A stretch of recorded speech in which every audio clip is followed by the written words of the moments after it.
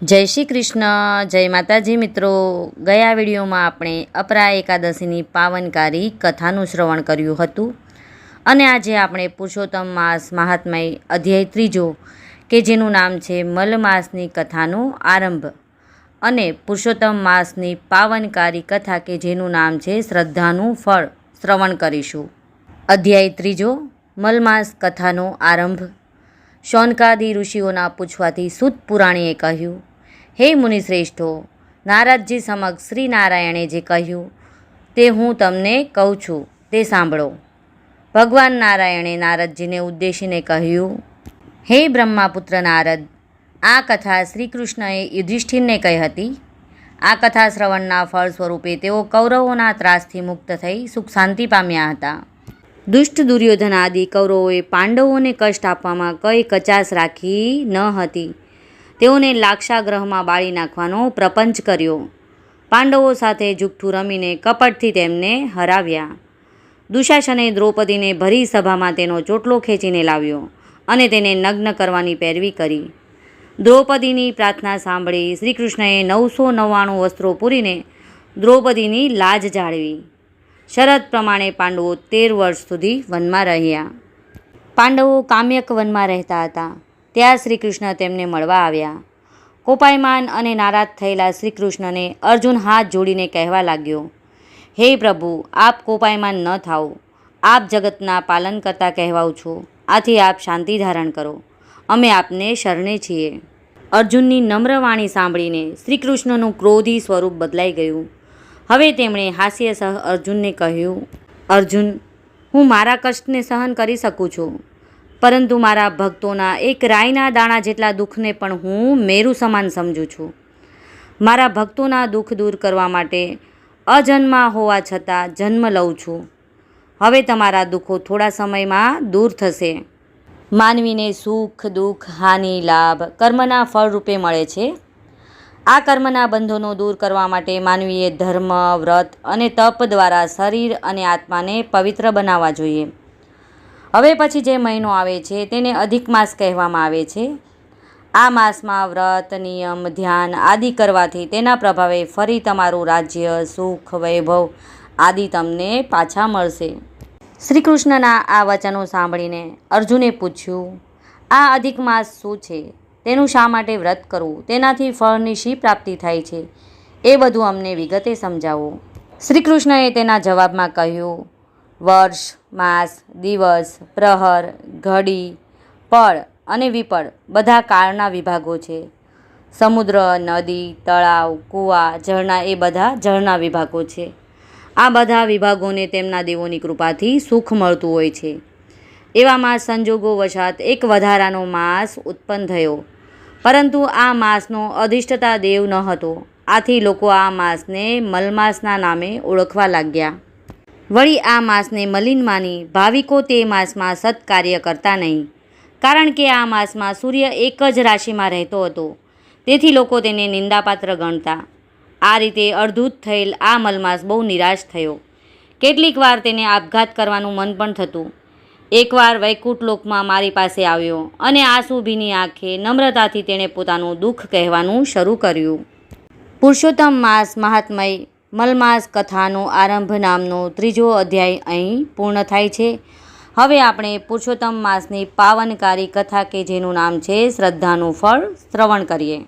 અનંતપુરમાં એક સુથાર રહેતો હતો. તેના કુટુંબમાં તે, તેની પત્ની, 7 દીકરીઓ અને 2 દીકરા મળી કુલ 11 જણ હતા. દીકરીઓ મોટી હતી જ્યારે 2 દીકરા નાના હતા. આખા કુટુંબના ગુજરાનનો ભાર તેના એકલા ઉપર હતો. તે લાકડા ઉપરની કલા કારીગરીમાં હોશિયાર હતો. તેથી ગામમાંથી તેને સુથારી કામ મળ્યા કરતું. તે ખાસ કરીને દેવદેવીઓના નાના નાના મંદિરો બનાવતો. તે તેમાં એવી ઝીણી કોતરણી કરતો કે જોનારને 2 ઘડી જોઈ રહેવાનું મન થાય. સુથાર દિવસ ઉગે ત્યારથી મોડે રાત સુધી મહેનત કરતો. ત્યારે માંડ માંડ તેના ઘરનું ગુજરાન ચાલતું. વસ્તારી કુટુંબમાં એક જ જણ રડનાર હોય ત્યારે જીવન નિર્વાહ ચલાવવો ભારે થઈ પડે.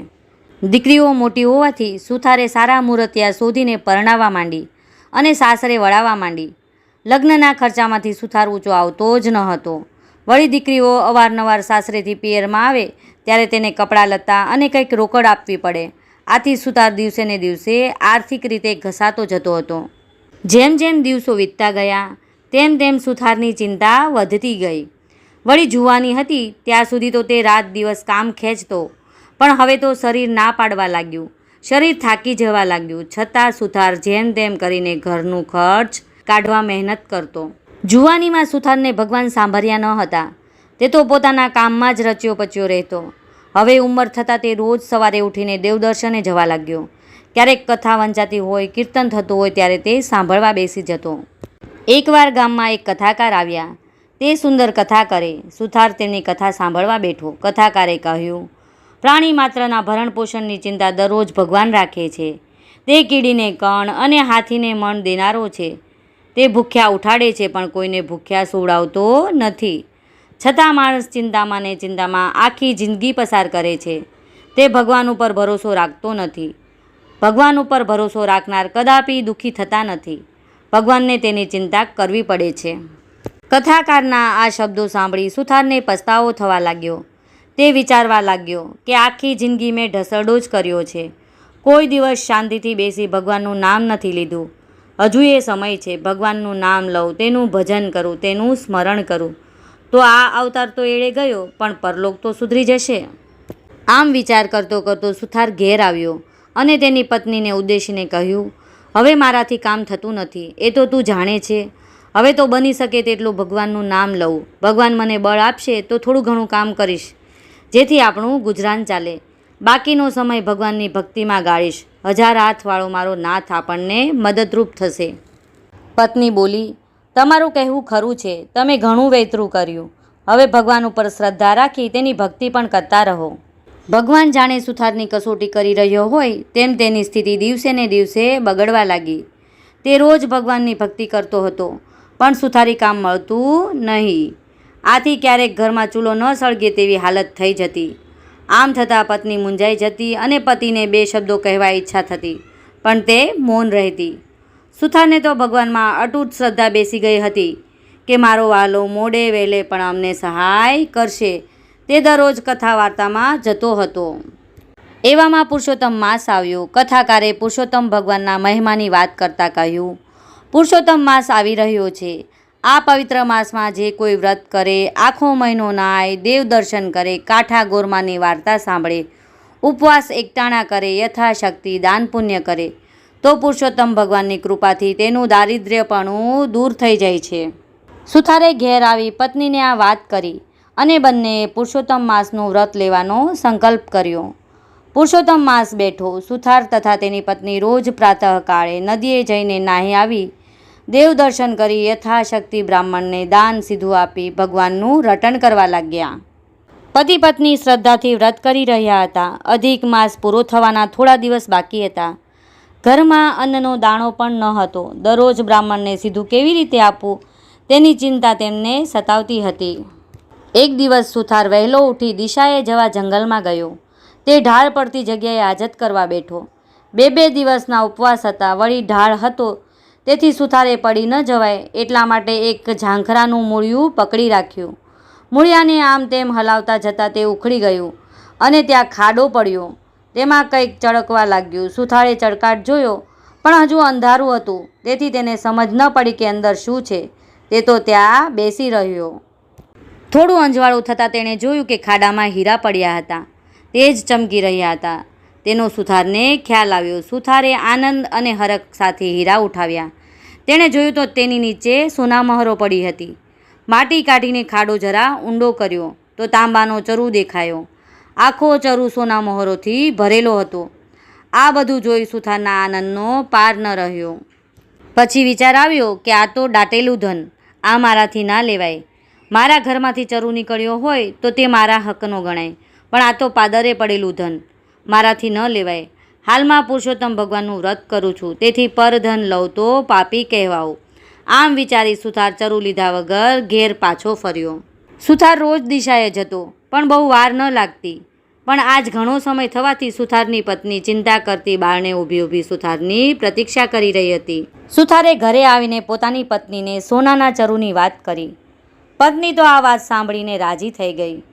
દાટેલું ધન હાથમાં આવવા છતાં પતિને ખાલી હાથે પાછો ફરેલો જોઈ એ તો ગુસ્સો કરીને કહેવા લાગી, તમે તો સાવ ભગત થઈ ગયા, તમારે ક્યાં ચોરી કરવાની હતી?